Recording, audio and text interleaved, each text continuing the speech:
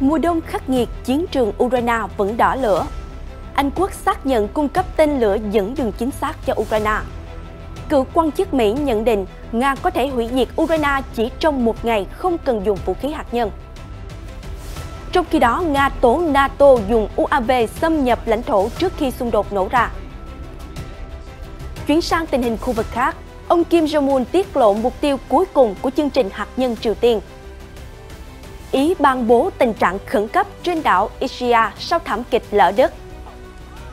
Theo Reuters, người dân Bắc Kinh biểu tình phản đối biện pháp phong tỏa vì Covid-19. Tàu chở hàng SpaceX Dragon đưa thiết bị khoa học lên trạm vũ trụ quốc tế. Tất cả sẽ có trong chương trình ngay sau đây.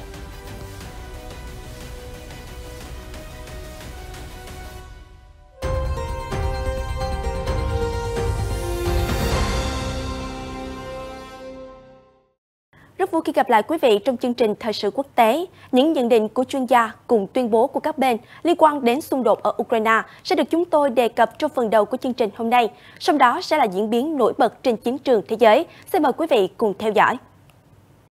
Tờ Guardian 27 tháng 11 đưa tin, Bộ Quốc phòng Anh đã xác nhận trong khuôn khổ gói viện trợ cho Ukraine, Anh đã cung cấp các tên lửa Brimstone 2, một loại tên lửa dẫn đường chính xác. Bộ Quốc phòng Anh nhấn mạnh gói viện trợ đóng vai trò quan trọng trong việc ngăn chặn các bước tiến của Nga. Giới chức Anh còn đăng tải một đoạn video ghi lại cảnh máy bay vận tải của nước này chuyên chở tên lửa viện trợ cho Ukraine. Theo đó, các lực lượng trên mặt đất của Ukraine đã sử dụng thành công loại vũ khí dẫn đường chính xác để tấn công các mục tiêu như xe thiết giáp và xe tăng của đối phương. Ở diễn biến khác cũng liên quan đến xung đột Nga-Ukraine, tình báo Bộ Quốc phòng Anh cho rằng Nga đang sử dụng những tên lửa hành trình cũ được tháo đầu đạn hạt nhân để tấn công các mục tiêu ở Ukraine. Lý do vì kho tên lửa của Nga đang vơi đi nhanh chóng và họ không còn nhiều sự lựa chọn. Bộ Quốc phòng Anh nhận định chiến thuật của Điện Kremlin khi sử dụng tên lửa tháo rời đầu đạn hạt nhân có thể cũng nhằm mục đích phân tán sự chú ý của lực lượng phòng không Ukraine. Bộ Quốc phòng Anh cho biết, mặc dù các tên lửa tháo đầu đạn hạt nhân của Moscow vẫn gây ra thiệt hại thông qua động năng, tuy nhiên nó không đáng tin cậy để tấn công các mục tiêu được chỉ định. Và dù cho ý định của Nga là gì, hành động của họ cho thấy Moscow đang cạn dần tên lửa tầm xa. Hiện Bộ Quốc phòng Nga chưa đưa ra bình luận về nhận định của tình báo Anh.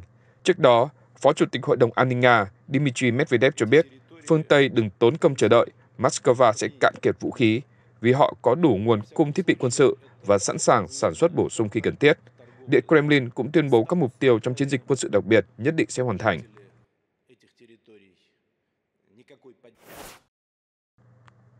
Theo hãng tin Sputnik hôm 28 tháng 11, một cựu quan chức Mỹ vừa qua cho biết các đòn tấn công ồ ạt vào cơ sở hạ tầng của Ukraine cho thấy Nga có thể nhanh chóng hủy diệt nước láng giềng.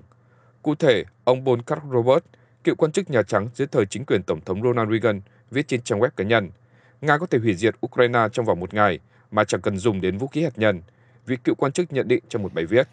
Theo ông, các nước phương Tây có bức tranh hoàn toàn sai lệch về tình hình. Sự kiềm chế của Điện Kremlin ở Ukraine có một số lý do, trong đó ông cho rằng Ukraine và người dân nước này từng là một phần của Nga trong nhiều thế kỷ.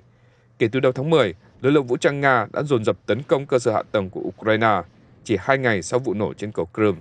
Theo Sputnik, đòn tấn công giáng vào các cơ sở năng lượng, công nghiệp quốc phòng, sở chỉ huy quân sự và cơ quan thông tin liên lạc Ukraine.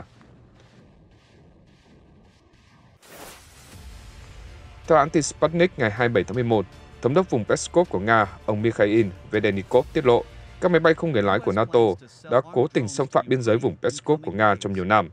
Vùng Peskov có biên giới với 3 nước, 2 trong số đó là một phần của khối NATO. Chúng tôi chưa bao giờ đưa tin rộng rãi về vấn đề này, nhưng thực tế đã có những lần máy bay không người lái quân sự và máy bay không người lái khác cố vượt biên giới một cách bất hợp pháp. Sự việc xảy ra trước khi chiến dịch quân sự của Nga diễn ra và rõ ràng tình hình đã trở nên trầm trọng hơn. Ông Vedenikov nói tại một diễn đàn truyền thông hôm 26 tháng 11.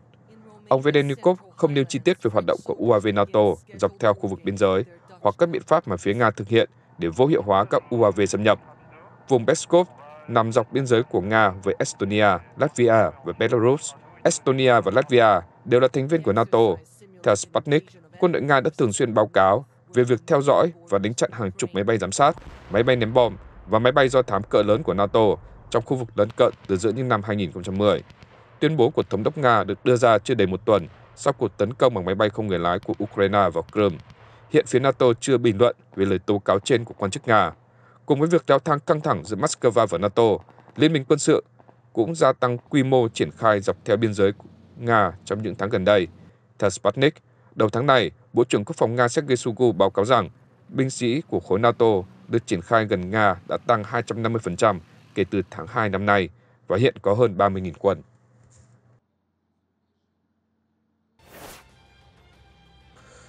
Chuyển sang tình hình các khu vực khác, hãng thông tấn nhà nước KCNA đưa tin hôm 27 tháng 11, nhà lãnh đạo Triều Tiên Kim Jong-un đang có kế hoạch xây dựng lực lượng hạt nhân mạnh nhất thế giới.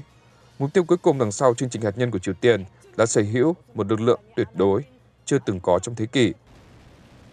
Ông Kim tuyên bố, thông báo được đưa ra sau khi nhà lãnh đạo thị sát vụ thử tên lửa đạn đạo liên xuyên lục địa ICBM Hwasong-17 của nước này và cam kết đáp trả các mối đe dọa hạt nhân của Mỹ bằng vũ khí hạt nhân vào ngày 18 tháng 11.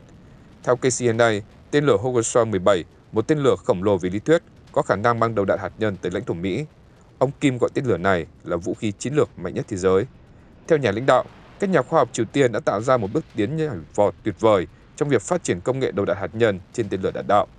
Với sự phát triển của ICBM mới, ông Kim nhấn mạnh, Triều Tiên đã cho thế giới thấy tương lai của nhà nước khi tiến tới mục tiêu xây dựng quân đội mạnh nhất thế giới.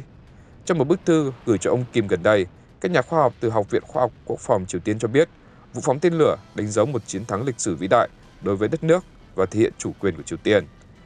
Ông Ankit Panda, chuyên gia nghiên cứu chính sách hạt nhân tại Quỹ Hòa bình Thế giới, Carnegie, đây là lần thứ 3 Bình Nhưỡng công bố video phóng thử tên lửa kể từ năm 2017. Trước đó, Triều Tiên đã từng chia sẻ nhiều hình ảnh về các cuộc thử nghiệm vũ khí để chứng minh với thế giới rằng họ sở hữu khả năng răn đe hạt nhân, chuyên gia cho biết. Các cuộc thử nghiệm hôm 18 tháng 11 cho thấy Bình Nhưỡng có thể phóng tên lửa đạn đạo xuyên lục địa cỡ lớn và duy trì quá trình bay trong hơn 1 giờ. Tuy nhiên, Triều Tiên vẫn chưa chứng minh được khả năng đặt đầu đạn hạt nhân trên các tên lửa tầm xa này. Dẫu vậy, các nhà phân tích nhận định Triều Tiên đang hoàn thiện các loại tên lửa qua mỗi lần thử nghiệm.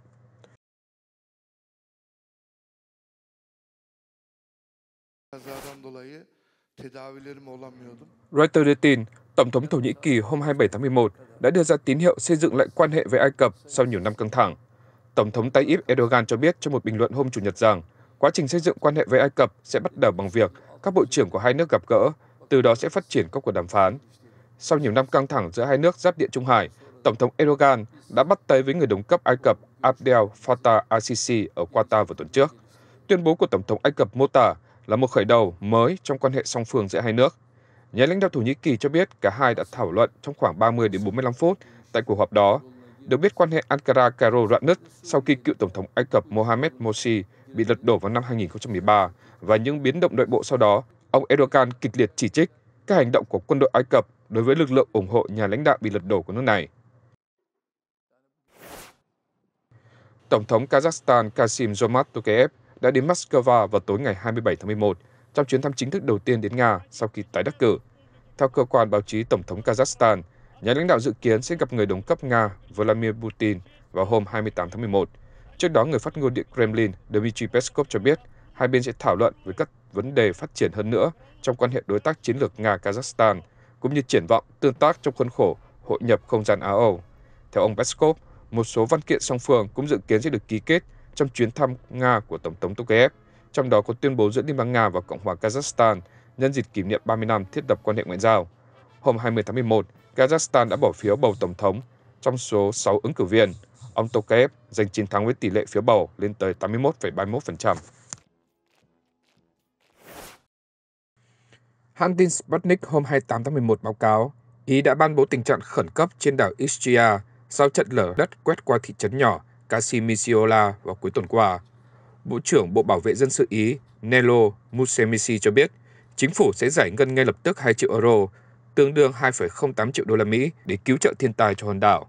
Theo Newsweek, ít nhất 13 người được báo cáo đã mất tích sau khi mưa lớn dẫn đến lở đất trên đảo Ischia. Thảm kịch thiên tai này còn phá hủy nhà cửa và ô tô.